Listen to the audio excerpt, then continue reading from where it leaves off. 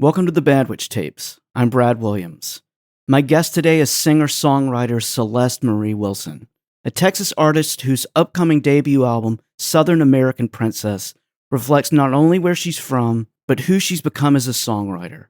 Along the way, she's earned recognition including a Josie Music Award, built a reputation as a compelling live performer, and continues to develop a voice that blends country storytelling with theatrical presentation and deeply personal writing.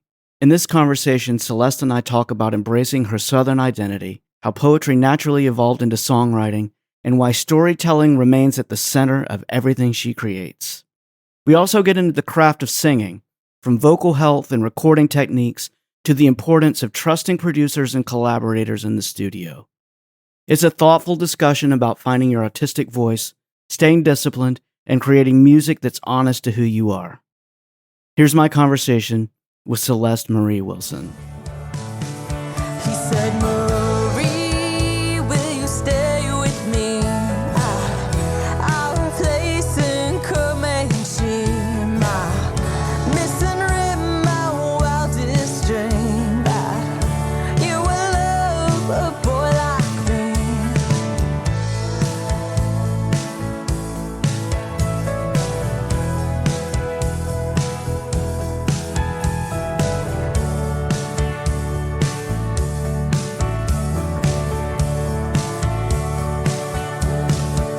And if it rains, it rains, but this won't change, she said to her.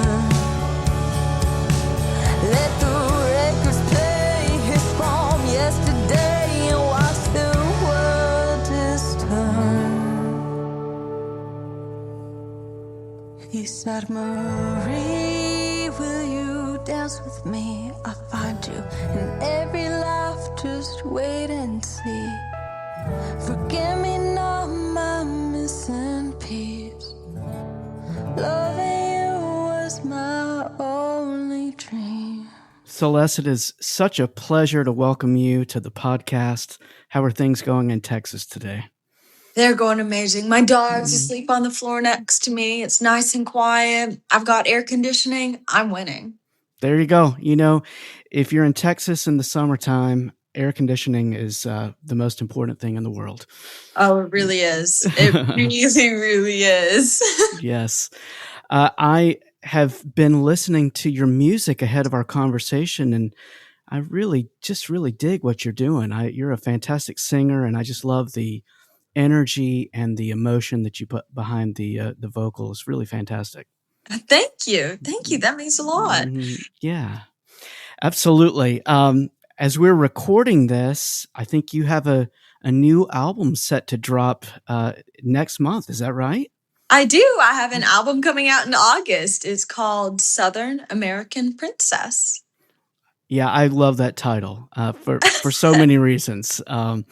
Mostly, you know, first of all, I'm from the South. I live in the Midwest now, but I'm from Georgia, so being a Southern boy is certainly important to me. And tell me about that title of that album and kind of your thought process and what that title means to you. Oh my gosh. It actually started as Southern American Poet is what the original title was going to be, because I started in poetry. But then when I started to write everything, it was so personal. It was a little bit more than just poetry. It was kind of that heritage feeling of being from the South and growing up here. And I mean, my family's been here. They fought in the Alamo. I mean, they've been here forever. Like, Wow, that's cool. Since before Texas was a state. And it's like I can't imagine anywhere else being my home.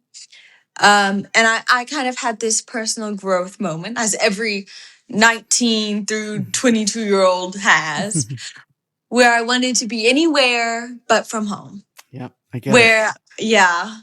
Especially because when you get outside of the South, sometimes people are like, your accent sounds stupid or things like that. And they don't really mean anything by it. But when you're a teenager, young adult, you're like, oh, well, I'll just run away and pretend I'm from New York or something. And then I'll be cool. And after a lot of thought and wrestling with myself for a while, I landed on country music and realizing that was kind of my path. that I did like where I was from. And so this album kind of is a part of that journey. Yeah. I wow, I resonate with so much, basically everything that you're saying. You know, I moved away. I spent some time in high school, outside of high school, doing some music schools in New York. And I understand about people saying, wow, you talk funny. You have a weird accent. And, you know, there came a time in my life, probably it took me much longer to figure it out than you seem to have done, but where I'm like, I'm embracing this. I'm proud of where I'm from. I'm proud of being Southern. So much about that. So yeah, that really resonates with me. You saying that, and I'd love to know from you too. So much of my musical identity is being from the South. The music that is important to me, the music that touches my heart in a certain way. Do you feel that way too? I do 100%. Sometimes I'll be like just fall in love with a songwriter, you know, and what they're writing.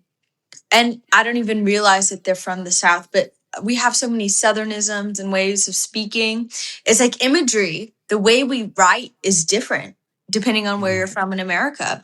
And it's cool to have that fusion, but it also is nice to sometimes have that slow melody, the canter of your speech, the way you phrase things. Like if you talk to your grandma, if I talk to my grandma, everything's a story.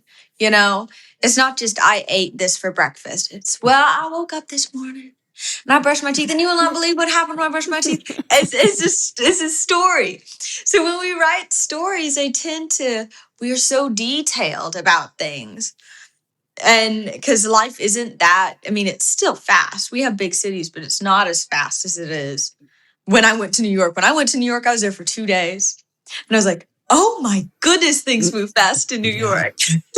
Yeah, it's crazy. It moves so quickly. Yeah, it's crazy. Which is Yeah. beautiful in its own way. Yeah. Did you start out? Do you? How do I want to ask you this? Do you think of yourself as a writer who sings songs that you write, or do you think that you're a singer that just happens to write stuff that you sing? I think I'm a writer who just happens to sing. Who just happens to do it well, which is pretty awesome. Yeah, that's really cool. I just happen to do that. I actually, when I started singing, just as anybody when they start a craft, I wasn't very good at it. I've been singing for like over 10 years. But I was so determined because being able to communicate to people was so important to me. And having the ability to say your own poems or sing your own songs or be in musicals, I'm like, that's a powerful ability to have. So I just kept working at it.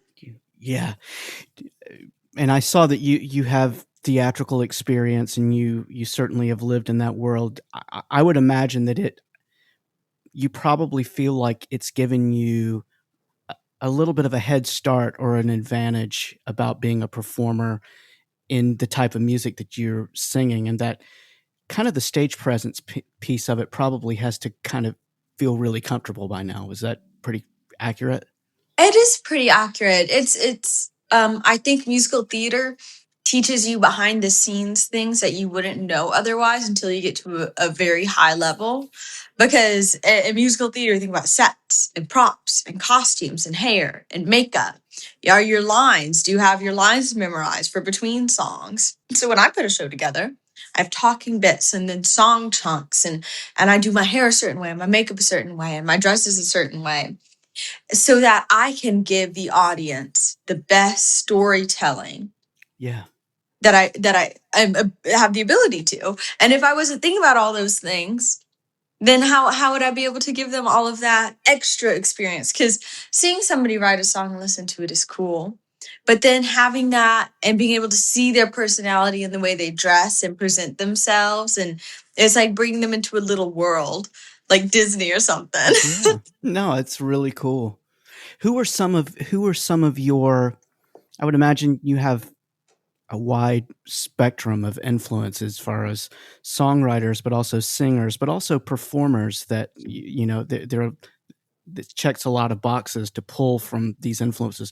Who are some of the heroes that you've had along the way, and some of the ones that you kind of go to now for inspiration? Well, I always go to Dolly Parton because she is a wonderful world builder and just a brilliant woman. Someone who I aspire to like perform like would probably be Christian Chenoweth. I love her Absolutely. so much. Her vocals are amazing. Her vocal health is amazing. She's super engaging with the audience.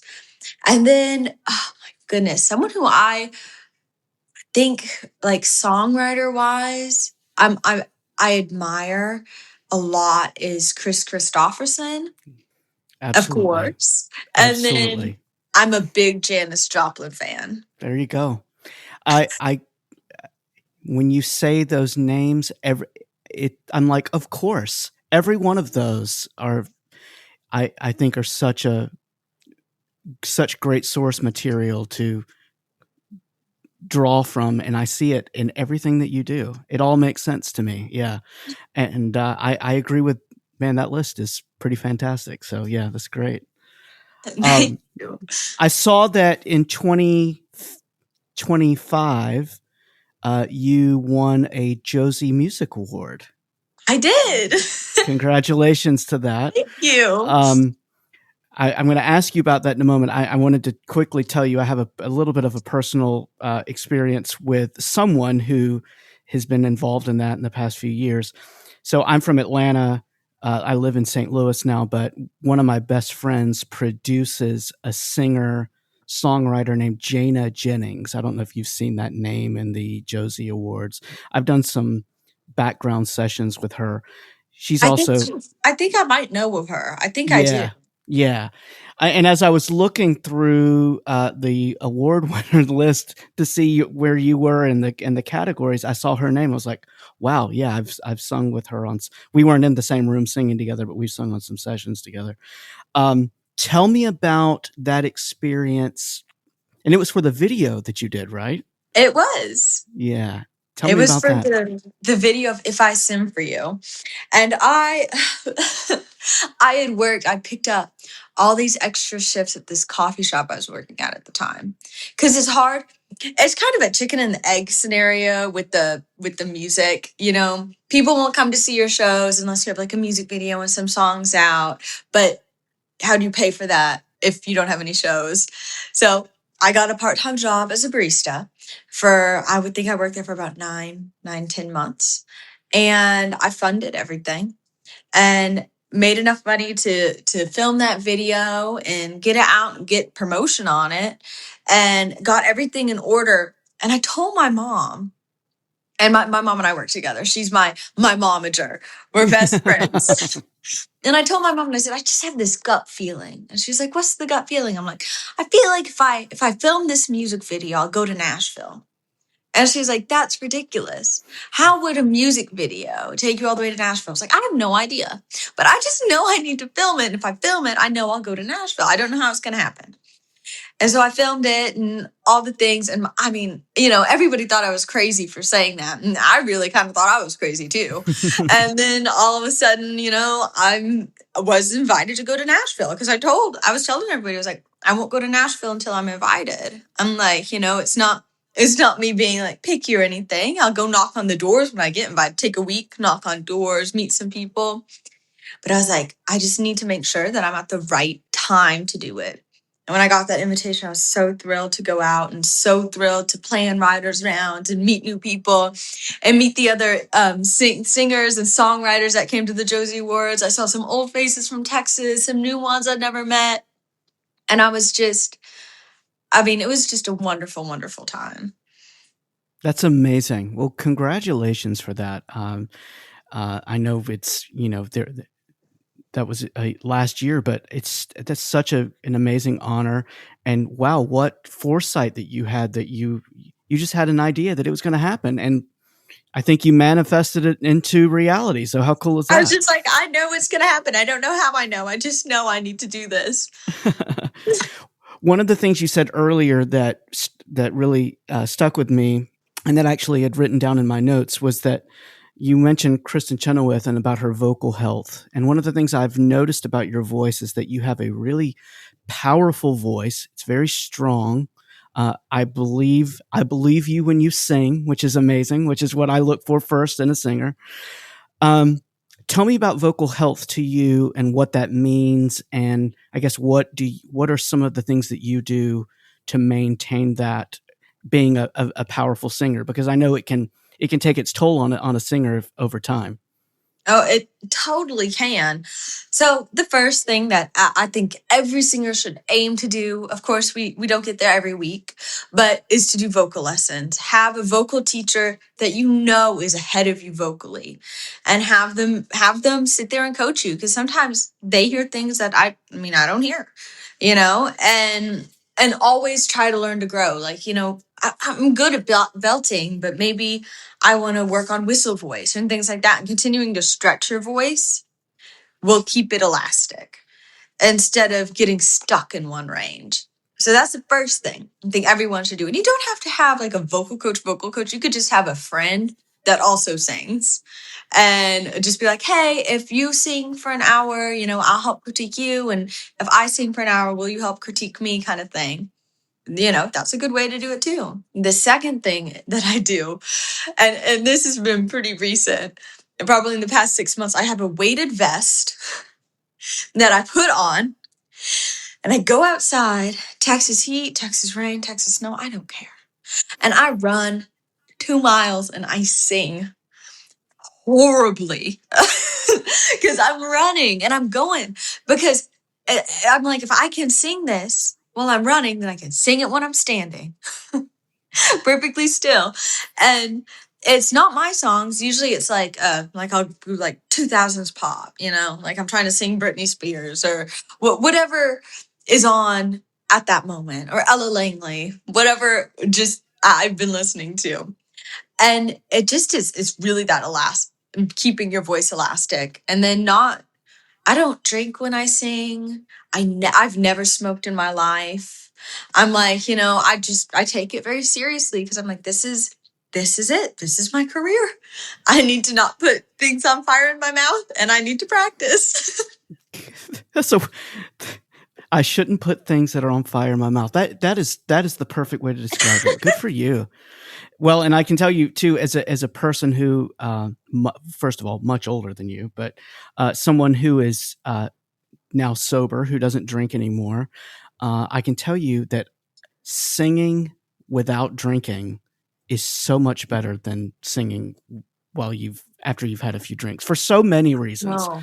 But vocal health being the top of the list. I 100% agree. I'm 22, and when I was 21, I had like my first show where I could drink, and I was like, I had a drink and a half. I'm not a big person, and I went, gosh, that's hard. I could imagine doing a 3-hour gig and drinking the whole time. So they always give you a bar tab, but I'm like, I can't. Sorry. Like, good for you. Like, if my mom wants some, that's okay, but it just dries it out for me.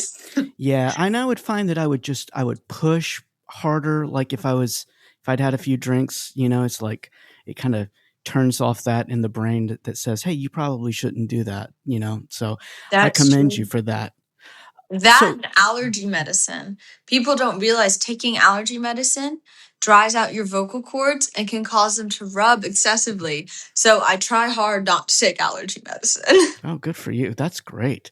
You should just do a masterclass on, singers on taking care of, because I think so there's not enough information available to up and coming singers or for established singers about how to protect your instrument. I mean, singers are the only people that your health it is the most important thing, that your health is going to dictate how your voice does at any given moment.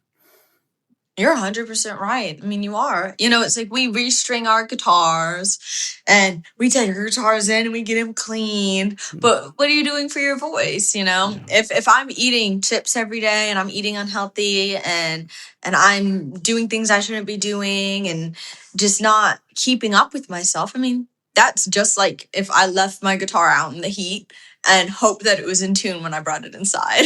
Yeah, absolutely. No, I totally agree. When you go in, so when you were recording this new album, you were recording vocals for that. Do you go into the vocal booth with an idea in mind, like a kind of a plan of what you're going to do vocally with the song? Do you kind of have all of those things worked out, or do you like to go in with a little bit of a freedom to make some choices emotionally, at that moment? Typically, when I go in to record the song, I've sung it a lot live already. So Mhm. sometimes kind of the nuances get wiggled out. What I do is I have 3 songs that are not my own that I have written down as reference that I like the intonation of, or I like the instrumentation of, or however it just like reminds me of this song. That kind of helps with how I'm going to sing it. But the other thing I really try to do is once I get into the studio, I do all the prep work before, send everybody everything, all my ideas. But once I get there, my ego and my opinions and everything, I leave at the hotel. I leave them there and I go there. And a lot of times, some of the vocal things I never would have thought of. My mom will be like, "Oh, I don't like how that sounds. Can you try something different?" And since I've checked all of my opinions at the Mhm. hotel room, I'm like, well, they already know how I would sing it. They know that from the demo. So then I start trying new things. And usually after about 3, maybe 4 takes, we get everything. And we're like, that's good. I try to do each take as different as I can. So it's not like the same thing again and again. Um, but yeah, when I'm in the vocal booth, I'm really trying to listen to the engineer and listen to the producer and listen to the other players in the room, because they just, when I'm hearing, the only way I can hear is if I do this and I can hear my voice. But I'm not going to do that in the vocal booth. So I Right. need someone else to say, hey, try this instead. And that's the most exciting part, is taking a song and you have how you would do it and you would sing it and you would play it live, and then having other people come and put their life experiences into that piece of work. Yeah. It becomes a whole different beast then.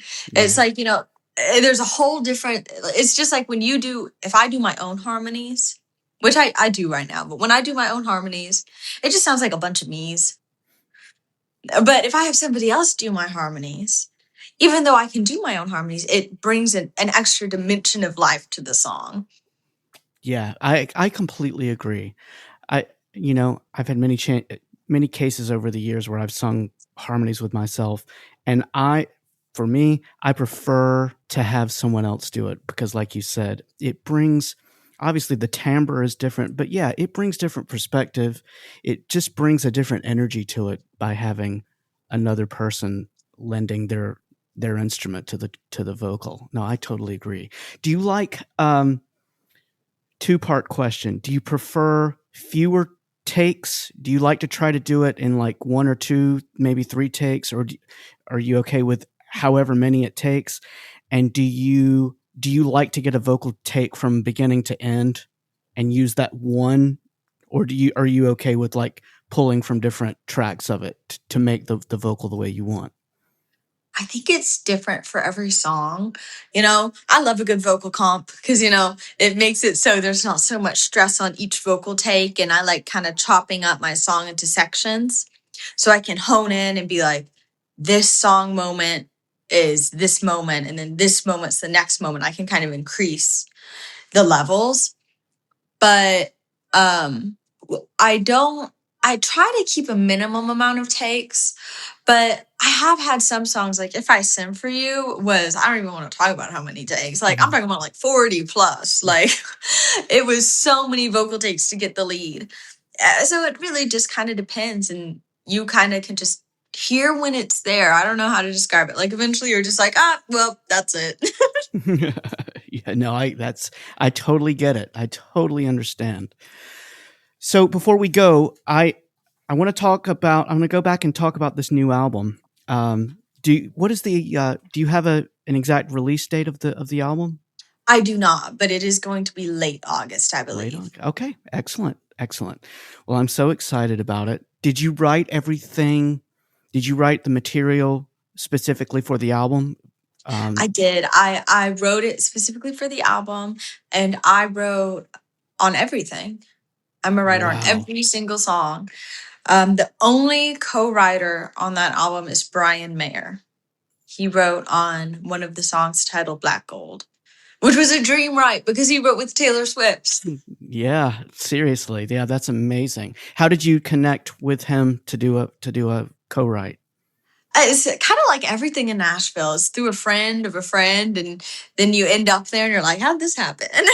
Yeah. Wow, that's fantastic. Did you I talked to a lot of artists on this podcast about the agonizing work of trying to determine the order that the tracks are going to be in on the album. You're laughing as I'm saying that because it can be an agonizing thing to determine. Did you certainly agonize over that as well, to tell the story from Yes. beginning to end? I did. I agonized with it. I wrote down what I did is I made everyone in my family write down a list and what they thought the order would be. Nice. And what happened was it ended up being like a Frankenstein monster of the list. Uh-huh. And because like sometimes I was like, this will transition to this. And then I listened to the end in the beginning. I'm like, oh, that doesn't sound good. But there were quite a few songs that it's like my mom was like, oh, this would go into this. I was like, no. And then I listened to it and I was like, yes. And so it was like a family group effort to make that flow because I've never done it before. Yeah. And I'm sure you're the same way. I love to listen to an album from front to back. And I Oh, me believe too. I love it. Yeah. And it's so important, that journey, that emotional journey that it takes you on from one track to the next. So I can imagine just the thought and care that went into putting all of that together. So yeah, I totally get it. Yeah. It was a lot of fun though to put it together, and then to see it put together is extra fun. And listen straight through, it's like it's happening. That's amazing. Well, I'm so excited to hear it. Hearing the singles from it, it's just fantastic. Great writing, great production, great singing, just the total package on it. Southern American Princess, such a cool title. Yeah, it's really good. And after it releases, are you doing an album release show coming up for it too? Yeah. I will. I'll be at the Red Brick Tavern in Conroe, Texas, hometown show. So Amazing. I'm sure I'll have a bunch of people out. Oh, and exclusive merch there. Oh, okay. All right. Very exciting. Very exciting. Well, good. Well, I've had such a fun time hanging out with you. I could just sit here and talk to you all day. You're such a likable person. Just have such great energy that just it comes through. Even though we're in many miles apart from each other, your energy certainly comes through this. And I just wish you all the best. I'm just so excited for you. And I'm so excited to see what the future holds for you and your musical career. Thank you so much, Brad. Thank you. Absolutely. And just best of luck. And we'll just plan on maybe somewhere down the road, you're going to come back and we're going to talk about the next big album that you have coming out. Absolutely. Thank you and thank you for taking the time to talk to me. Of course. Yeah. Best of luck to you. And I'll see you soon. See you then. If you enjoyed this conversation, please follow or subscribe to the Bandwich Tapes wherever you listen. And consider leaving a rating or review. Thanks for listening, and I'll see you next time.